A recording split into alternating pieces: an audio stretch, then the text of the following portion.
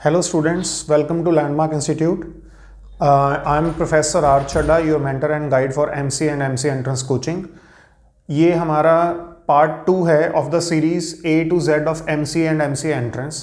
जिन भी लोगों ने मेरा पार्ट 1 नहीं देखा है, जिसके अंदर मैंने इन डेप्थ कवर किया है about the origin of MCA, it's going up then coming down and again bouncing back, वो प्लीज़ उसको ज़रूर वॉच करें. उसके लिए हमने एक आपको यहाँ पर लिंक प्रोवाइड किया गया है, उस लिंक पे क्लिक करते ही आप वो वीडियो वॉच कर पाएंगे. बेटा, तो मैंने जो आपको कहा था कि A to Z of MC and MC entrance, इसको मैं 3 सीरीज़ में कवर करूँगा. फर्स्ट सीरीज़ मेरी हो चुकी है. आज मैं इसकी second series of the trilogy discuss करने जा रहा हूँ. आज का जो सेशन रहेगा वो रहेगा totally committed to top colleges of MCA, main entrance exam of MCA,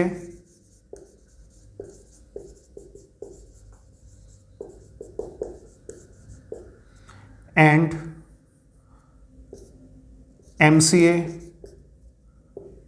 from NITs, DU, JNU, etc. ठीक है. देखिए, आप कहेंगे सर आपने ऊपर टॉप कॉलेजेस ऑफ MCA भी लिखा है and MCA from NITs, DU, JNU भी लिखा है. इसलिए बेटा कि इन सब का जो एंट्रेंस है वो अलग अलग लेवल का होता है. मैं आज आपको ये सारा का सारा समझाने की कोशिश करूंगा इन वन सीरीज. एक ही इसके अंदर मैं सारा आज आपको इसको समेटने की कोशिश करूंगा. आइए बेटा, सबसे पहले हम लोग स्टार्ट करें कि आपके लिए ये जानना बहुत ज़रूरी है कि what is the eligibility of MCA. जो एलिजिबिलिटी है वो MCA की क्या है. देखिए बेटा, अलग अलग यूनिवर्सिटीज़ का अलग अलग क्राइटेरिया है. अनफॉर्चुनेटली अभी तक कोई एक सेंट्रलाइज्ड एग्ज़ाम MCA का नहीं बन पाया है, लेकिन बहुत तौर पे निमसेट जो है वो अब आज की डेट में बहुत सारी यूनिवर्सिटीज़ हैं. लाइक हमारे पास हैदराबाद सेंट्रल यूनिवर्सिटी है, IP यूनिवर्सिटी है. ये जो यूनिवर्सिटीज़ हैं, इवन IGDTW जो गर्ल्स की है, ये भी अब इनका स्कोर जो है एक्सेप्ट करती है for shortlisting its own candidate. So NIMCET is a very important exam. तो सबसे पहले मैं शुरू करता हूँ एलिजिबिलिटी ऑफ MCA. देखिए बेटा, अलग अलग एलिजिबिलिटी है. कुछ की एलिजिबिलिटी है 10+2 with mathematics as a compulsory subject, as a subject, and graduation with 50% marks. अब जैसे IP यूनिवर्सिटी है, ठीक है, या जामिया है, ये यही वाली लेते हैं कि आपके पास, अब ध्यान से समझिए, या तो 12th में मैथमेटिक्स हो या ग्रेजुएशन में मैथमेटिक्स हो. आई रिपीट, 12th में मैथमेटिक्स हो या इकट्ठा, एंड नहीं और. या तो आपके पास 10+2 में मैथ्स हो या आपके पास ग्रेजुएशन में मैथ्स हो विद 50% मार्क्स इन ग्रेजुएशन. 10+2 के मार्क्स का कोई लेना देना नहीं है. Let me be very clear कि आपकी MCA के अंदर 12th के मार्क्स का कोई लेना देना नहीं है. It is only your graduation percentage which matters. Second, few give it graduation with 55% marks with maths as a subject.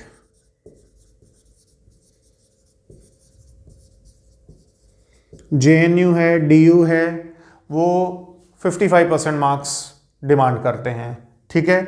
उसके अंदर आपके पास क्या है, 12th का मैथ्स हो चाहे ना हो, उस पर इट डजंट मैटर. आपके पास ग्रेजुएशन में मैथ्स ज़रूर होना चाहिए. वो अलग बात है कि ग्रेजुएशन में मैथ्स तभी हो सकता है जब आपके पास 12th में मैथ्स है. लॉजिकल सी बात है. बिना मैथ्स को 12th में पढ़े आपके पास ग्रेजुएशन में मैथ्स, बहुत कम चांसेस हैं कि आपके पास इस तरह की कोई ग्रेजुएशन आए जिसमें आपने 12th में मैथ्स नहीं लिया था लेकिन ग्रेजुएशन में मैथ्स लिया था. तीसरा क्राइटेरिया आ जाता है graduates particularly BCA, BSc computers, BA vocational with computers,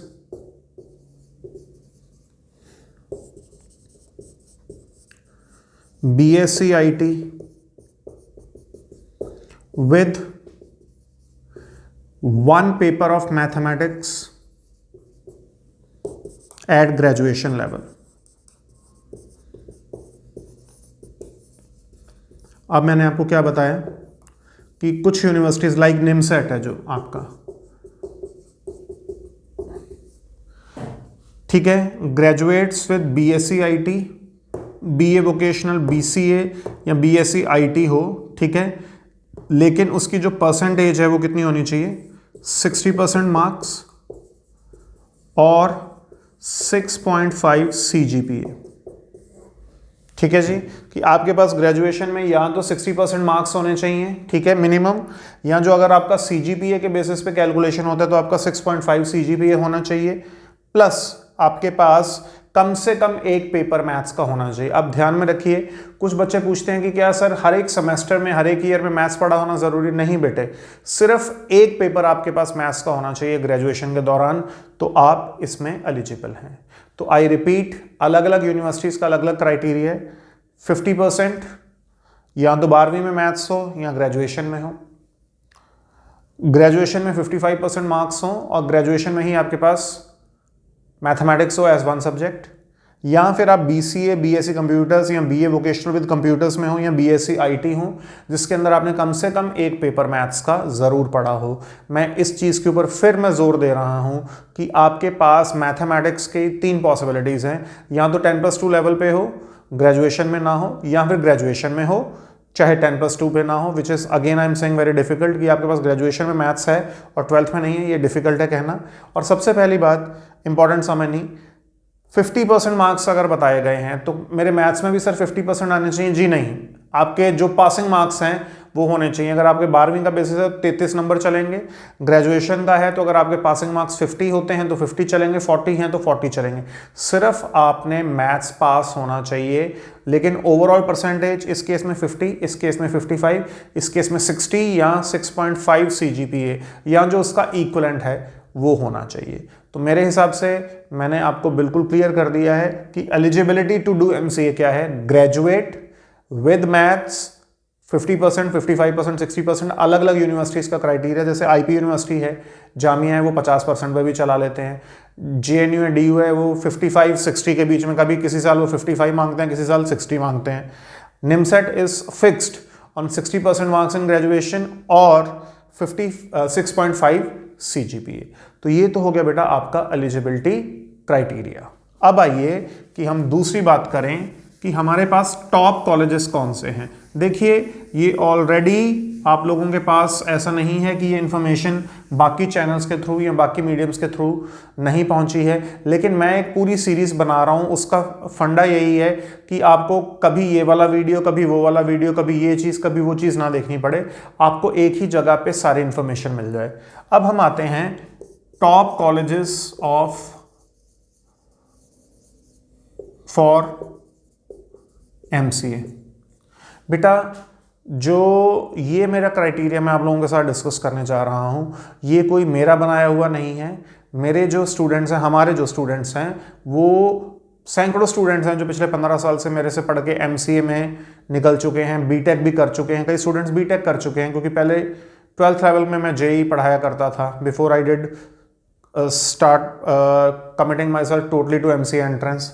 ठीक है, तो टॉप कॉलेजेस फॉर MCA जो है ये हमें मिला है, जो हमें अपने स्टूडेंट से इंफॉर्मेशन मिलती है, जो इनपुट मिलती है, वो ये थोड़ा सा अलग हो सकता है देन द अदर चैनल्स जिनके थ्रू आप जान सकते हैं, लेकिन मोर और less it remains the same. The Mecca of doing is MCA is NIT Tiruchi. इसमें तो कोई सवाल ही नहीं है ना, ये एक कांस्टेंट है। This is a constant term कि what is the which is the best institute in India to do BTech. IIT Mumbai और IIT दिल्ली और IIT खड़गपुर के बीच में लड़ाई होती है, बिल्कुल आसपास है। Which is the best institute in India to do MBBS, without doubt AIIMS Delhi. ठीक है, which is the best institute in India for doing MBA। अब MBA में कौन सा, MBA finance, MBA marketing, MBA HR, MBA अलग अलग, लेकिन IIM Ahmedabad is considered to be the top most और the numero institute for doing MBA in India. उसी तरह से अगर कोई MCA में कहे कि इंडिया का सबसे टॉप का इंस्टीट्यूट क्या है, इट इज़ NIT तिरुचि। आइए दूसरे पे NIT सूरतकल, तीसरा NIT इलाहाबाद, अब जो मैं आपको बताने जा रहा हूं वो थोड़ा सा कंट्रोवर्सी क्रिएट करेगा। कंट्रोवर्सी इसलिए क्रिएट करेगा कि जो इंस्टीट्यूट में जो पढ़ता है बच्चा वो उसको लेके इमोशनल होता है और वो कहता है कि नहीं हमारा बेस्ट है या वो बेस्ट है। मैं यहां पर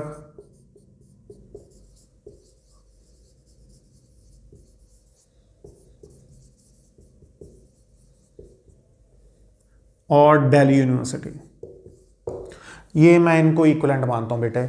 एनआईटी वारंगल, एनआईटी कालीकट और दिल्ली यूनिवर्सिटी, ये पहले तीन क्लियरली डिस्टिंग्विश्ड हैं, अलग हैं, लेकिन ये जो है ये अलग अलग है। दिल्ली यूनिवर्सिटी की प्लेसमेंट्स भी 35 लाख 25 लाख बहुत बच्चों की जाती हैं।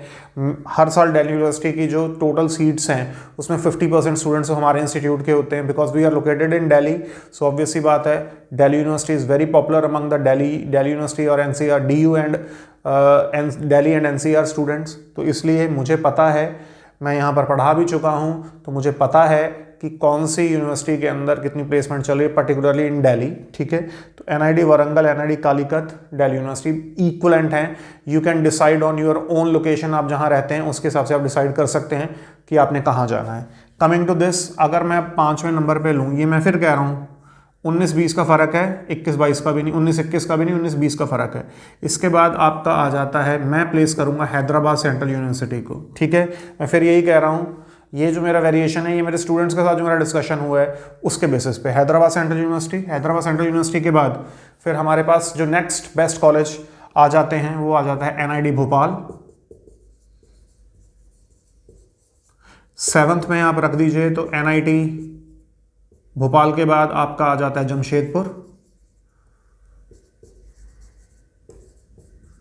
फिर जमशेदपुर के साथ ही आपके पास कुरुक्षेत्र, फिर ये देखिए ये एक बराबर हैं। फिर मैं कह रहा हूँ कोई बच्चा अगर छत्तीसगढ़ में रहता है वो जमशेदपुर जाना ज़्यादा इजी समझेगा, कोई कुरुक्षेत्र में नॉर्थ इंडिया में रहता है उसके लिए कुरुक्षेत्र ज़्यादा इजी रहेगा, कोई ज़्यादा फर्क नहीं है। Then you have NIT Raipur, लेकिन NIT रायपुर से बेटर या उसके ऑलमोस्ट बराबर IP यूनिवर्सिटी के 3-4 कॉलेजेस हैं जो इनकी प्लेसमेंट्स बहुत अच्छी हैं। These are the colleges which I can assure you, क्योंकि मैं कनेक्टेड रहा हूँ, मैंने इनमें पढ़ाया भी हुआ है और मैं इनके बारे में अच्छे से जानता हूँ, क्योंकि मेरी बुक्स यहाँ पर लगती हैं, मेरी बुक्स यहाँ पर पढ़ाई जाती हैं, बहुत पॉपुलर है मेरी बुक्स इन सभी की सभी यूनिवर्सिटी, पर्टिकुलरली IP यूनिवर्सिटी में। तो जो university school of information technology है IP यूनिवर्सिटी का, आई रिपीट IP यूनिवर्सिटी का, ये बहुत ज़बरदस्त इंस्टीट्यूट है और NIT रायपुर से बेटर प्लेसमेंट्स हैं। मैं आपको ये पूरा अथॉरिटी के साथ कह सकता हूँ कि USIT की जो प्लेसमेंट्स हैं they are better than NIT Raipur in many a terms. ठीक है जी, मैनी अ टर्म्स का मतलब है काफ़ी स्टूडेंट्स जो हैं USIT के परफॉर्म करते हैं अच्छा NIT रायपुर के स्टूडेंट्स से, और इसमें कोई बुरा मानने की ज़रूरत नहीं है। इसमें आपको इन्फॉर्मेशन दी जा रही है। बहुत सारे बच्चे हैं जो दिल्ली से बाहर के हैं जिनको पता ही नहीं है कई कॉलेजेस के बारे में, तो उनके लिए एक आई ओपनर हो सकता है। Then you have Jamia Millia Islam JNU। देखिए अब ये बड़े अफसोस की बात है कि मैं JNU को इतना नीचे रख रहा हूँ, ये बड़े अफसोस की बात है। अफसोस की बात इसलिए है बेटा कि कभी JNU इंडिया का सबसे टॉप मोस्ट इंस्टीट्यूट होता था MCA के लिए, लेकिन आज की डेट में रियलिटी यही है, ड्यू टू पॉलिटिक्स या कुछ अदर रीजंस ये इसकी वैल्यू जो है डिग्रेड हो चुकी है। इसके अंदर बड़ी कंट्रोवर्सीज चल रही हैं। तो उस केस में जहाँ पर बहुत कंट्रोवर्सीज चलती हैं, कॉर्पोरेट्स जो हैं वो जाने से डरते हैं, वो जाने से झिझकिताते हैं, लेकिन उसका मतलब ये नहीं है कि जो कभी पहले टॉप पे होता था वो दोबारा टॉप पे नहीं हो सकता। हो सकता है with in 1 or 2 year there can be a turn around, JNU उठ के सबसे ऊपर आ जाए, इवन मोर देन त्रिची। ठीक है जी, फिर आपके पास आ जाता है जामिया मिलिया इस्लामिया कह लीजिए, ठीक है, BHU कह लीजिए। अब आप कहेंगे कि सर BHU इतना नीचे क्यों? बेटा देखिए मैं आपको साथ यहाँ पर कोई गलत रैंकिंग देने के मूड में नहीं हूँ। BHU is a good university, लेकिन BHU के जो IT प्लेसमेंट्स हैं वो इतनी अच्छी अनफॉर्चुनेटली नहीं हैं। So that is why it is placed with Jamia कि कई बार उससे बेटर हो जाती हैं। देखिए एक बात को आप समझिए कि अगर आपका कॉलेज किसी ऐसी जगह पे सिचुएटेड है जहाँ के आसपास IT इंडस्ट्री है, तो जैसे अगर आप देखें दिल्ली, तो दिल्ली के पास आपके पास गुड़गांव है, आपके पास नोएडा है, जिसके अंदर सैकड़ों हज़ारों IT कंपनीज़ हैं। तो डेफिनेट सी बात है कि अगर किसी कंपनी को, किसी IT प्रोफेशनल को उठाना है तो वो ऑल द वे BHU जाएगी या वहाँ जाएगी, नहीं, वो पहले क्या करेगी, दिल्ली NCR को छानेगी ना, इसीलिए उसकी वैल्यू ज़्यादा आ जाती है। जामिया, BHU ये सारे के सारे जो हैं ये हैं गवर्नमेंट कॉलेजेस, एक्सेप्ट जो मैंने आपको बताया प्राइवेट कॉलेजेस के बारे में बात करूंगा। देखिए प्राइवेट कॉलेजेस के बारे में मैं इसलिए बात नहीं करता हूं कि वो महंगे हैं। एक तो उनकी फीस जो है 6-6 लाख रुपए है, ठीक है, ऊपर से उनकी जो प्लेसमेंट्स हैं वो इतनी अच्छी नहीं है जितनी ये वाली यूनिवर्सिटीज़ की हैं। तो आप अगर अपने आप को यहीं पर कंसंट्रेटेड रहें कि मेरे को यहीं करना है तो बेटर है। अब a word about IP university बहुत इंपॉर्टेंट है, क्योंकि जो बाहर के बच्चे हैं वो नहीं जानते हैं कि दिल्ली एनसीआर के अंदर एक बहुत बढ़िया यूनिवर्सिटी जो है वो है that is GGS IP university, ठीक है जी, गुरु गोबिंद सिंह इंद्रप्रस्थ यूनिवर्सिटी। मैं आपको इसके कुछ कॉलेजेस के बारे में बता देता हूं। आप इसके अंदर सिलेक्शन जो है निमसेट के थ्रू भी ले सकते हैं, इनका अपना अलग एंट्रेंस एग्जाम भी होता है। USIT Bharati Vidyapeeth, CDAC centre of development of advance computing, LBS Lal Bahadur Shastri, and then इसके अंदर और कॉलेजेस भी आ जाते हैं। JIMS Rohini, I should not miss it, it's a very good college. VIPS, IITM, ठीक है। जीजीएस आईपी यूनिवर्सिटी के अंदर जो पहला, दूसरा, तीसरा, चौथा, पांचवें में ये बराबर हैं। जिम्स रोहिणी थोड़ा ऊपर है, ये दोनों बराबर के हैं, विप्स एंड आईआईटीएम। अब इस बात को आप समझिए कि अगर आप दिल्ली में हैं, एनसीआर में हैं, यू शुड नॉट मिस कीजिए हम तो आईपी यूनिवर्सिटी नहीं जाएंगे, बहुत बड़ी बेवकूफ़ी है। उसकी वजह यह है कि इनकी प्लेसमेंट्स भी बहुत अच्छी हैं as compare to other universities, as compare to other colleges. तो आईपी के अंदर आपको जाना है तो उसके दो ही तरीके हैं। एक, आप निमसेट का एग्जाम दें, उसमें जो आपका रैंक आए आप उसके बेसिस पे जा सकते हैं। सेकंड, आईपी यूनिवर्सिटी अपना सीईटी एग्जाम कंडक्ट करती है, आप उसके थ्रू भी जा सकते हैं। But a word of caution, since it is a state university, 85% seats are reserved for Delhiites. इसकी 85% seats are reserved for Delhi students and only 15% are open for others.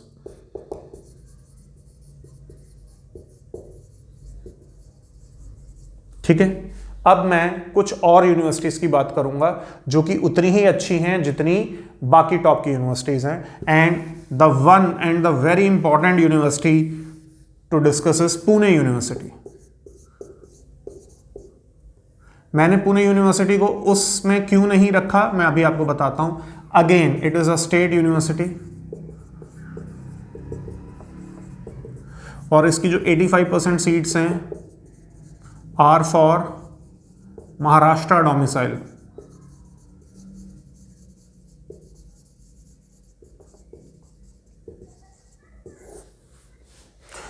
बहुत टॉप की यूनिवर्सिटी है। In fact it is at par with the top 4। मतलब आप तिरुचि या सूरतकल या इलाहाबाद को छोड़ के अगर आप कैलीकट, वारंगल और डीयू की बात करें, ये कहीं ना कहीं उनके साथ टक्कर में आती है, उनसे बेटर भी चली जाती है प्लेसमेंट की टर्म में। लेकिन अनफॉर्चुनेटली बच्चों, इसकी जो सीट्स हैं 85% seat are reserve for Maharashtra domicile, तो इसीलिए मैंने इसको अलग से डिस्कस करना चाहा। अब इसको छोड़ के कुछ और भी आपके पास ऑप्शंस आ जाते हैं। वो ऑप्शंस क्या हैं मैं आपके साथ डिस्कस करता हूं। वो ऑप्शन आपके पास आ जाते हैं बिट्स, इसकी 240 सीट्स हैं, 4 सेंटर्स,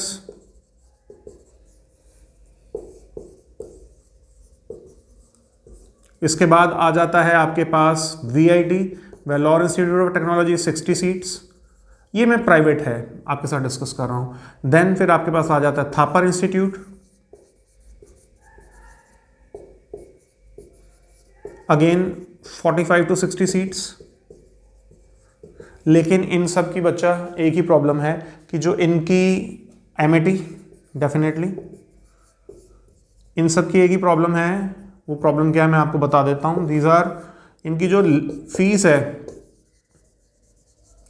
5 to 6 लाख रुपीज है 2 ईयर्स की, और placements as compare to the other universities I have discussed उतनी अच्छी नहीं है। तो आपको इनको तभी लेना है जब आपके पास कोई और ऑप्शन ना हो और आप एक साल ड्रॉप ना करना चाहते हो। नाउ अब आ जाता है main entrance exams.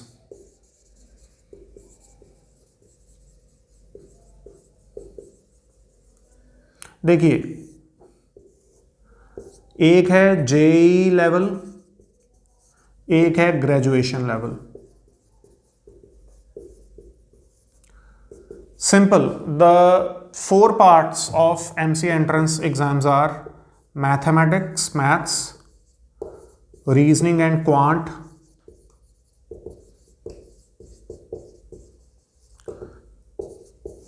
computer aptitude,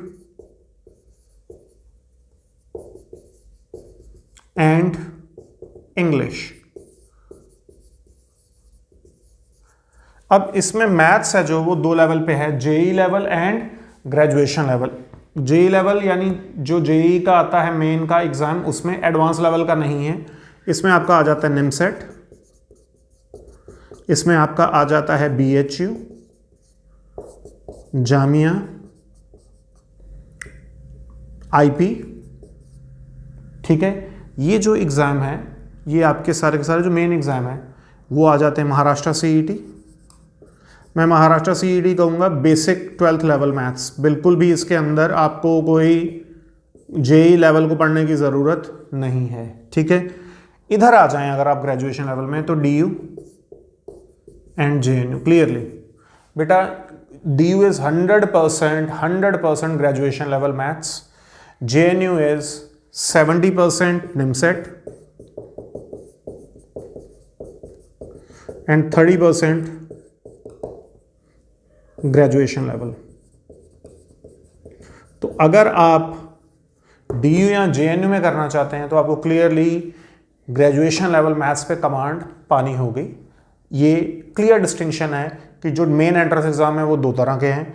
अगर आपने निमसेट की प्रेपरेशन कर ली, वेरी सिंपल, तो आपके ये सारे प्रिपेयर हो जाते हैं। बस फ़र्क पड़ता है नंबर ऑफ क्वेश्चंस का, बाकी कोई डिफरेंस नहीं है। अगर आप ग्रेजुएशन लेवल का मैथ्स यानी डीयू का प्रिपेयर कर लेते हैं तो आपका जेएनयू ऑटोमेटिकली प्रिपेयर हो जाता है। तो JNU is an amalgam mixture of NIMCET and graduation level. अब डेप्थ में जानना है तो मैं इसकी एक सीरीज़ अलग से बनाऊंगा कि how to prepare for different entrance exam simultaneously like NIMCET, BHU, DU, JNU वगैरह।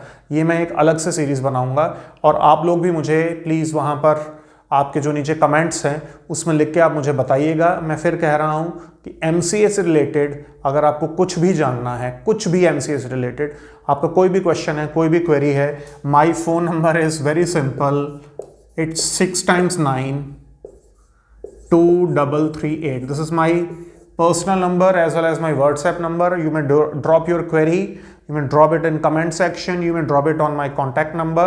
आप मुझे कभी भी कॉल कर सकते हैं। The best timings are before 8 o'clock in the evening because there is a family time also.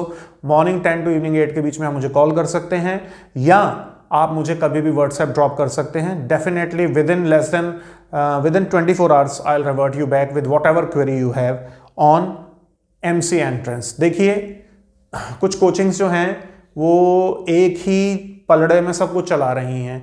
वो बैंक पीओ के साथ ही इनको भी बिठा देते हैं कि बैंक पीओ की रीजनिंग करवा देंगे, और ये गलत बात है। हर एंट्रेंस एग्जाम का एक अपना अपना लेवल है, उस लेवल से उसको पढ़ाया जाना चाहिए। आप कोचिंग के लिए पैसे इसलिए नहीं खर्चते कि आपको साथ साथ में एनडीए भी पढ़ाया जाए, साथ साथ में आपको जेई भी पढ़ाया जाए, साथ साथ में आपको वो भी पढ़ाया जाए। भाई हमने फीस दी है एमसी एंट्रेंस के लिए, तो हमें एमसी एंट्रेंस पढ़ाया जाना चाहिए। मेरे कमिंग वीडियोस के अंदर मैं डीयू का पूरा सिलेबस आप लोगों के साथ कवर करूंगा for the benefit of you students.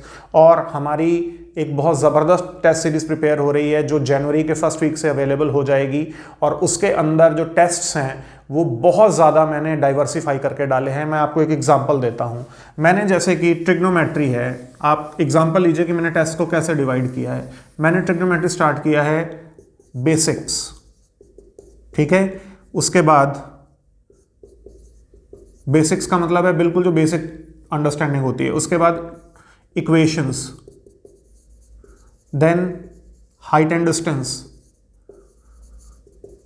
Then solution of triangles, then inverse trigonometry,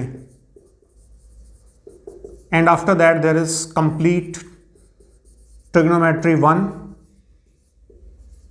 level 1 and complete trigonometry level 2। मैंने आपको एक एग्जांपल दिया। Let's divide vectors. वेक्टर्स है, वेक्टर्स में बेसिक्स प्लस डॉट प्रोडक्ट, ये एक टेस्ट है। Cross product, plus triple product, ये दूसरा टेस्ट है। Then vectors complete level 1, then vectors complete level 2। बच्चों ये क्यों किया गया है मैं आपको बताता हूं। जो इस बार का पेपर आया है 2020 का,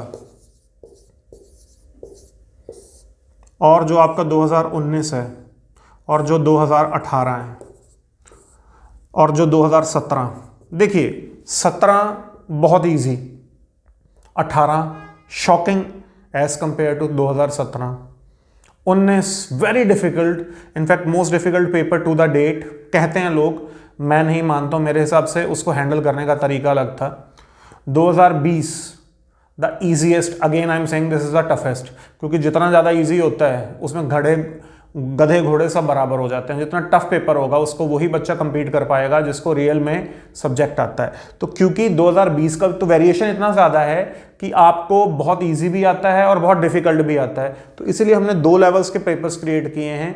एक वो जो 2020 जैसे शॉक को भी झेलने में दे हिम्मत, और एक वो जो 2019 या 2019 से भी ज़्यादा टफ पेपर आ जाए तो आप उसके लिए प्रिपेयर हो सकें। तो आप हमारी जो टेस्ट सीरीज आ रही है वो भी ज्वाइन कर सकते हैं। There is a lot to come your way, मेरे वीडियोस रेगुलरली आते रहेंगे। एंड मैं आपको पहले बता दूं, मैं अपने वीडियोस के अंदर कोशिश ये करूंगा कि मैं आपको बेसिक लेवल करके फिर सीधा एडवांस लेवल पे ले जाऊं, क्योंकि मैं फिर कह रहा हूं बेसिक लेवल हर कोई कर लेगा, advance level is not everybody's cup of T. Shortcuts, logics and everything is coming your वे।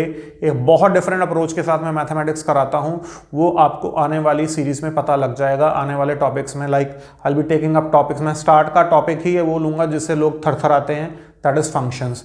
आप एक बार मैथ्स का वो जो फंक्शंस का टॉपिक है मेरे वीडियोस के थ्रू कर लीजिए, I can give you a guarantee, आप इंडिया के किसी भी एंट्रेंस एग्जाम का, एमसी एंट्रेंस, मैं फिर कह रहा हूं मैं कोई डिविएट नहीं करता हूं कि निमसेट का अलग ये अलग, मैं सिर्फ एमसी एंट्रेंस की बात कर रहा हूं। एमसी एंट्रेंस का कोई भी फंक्शन का आप क्वेश्चन उठाएंगे 100% आप उसको सॉल्व कर पाएंगे।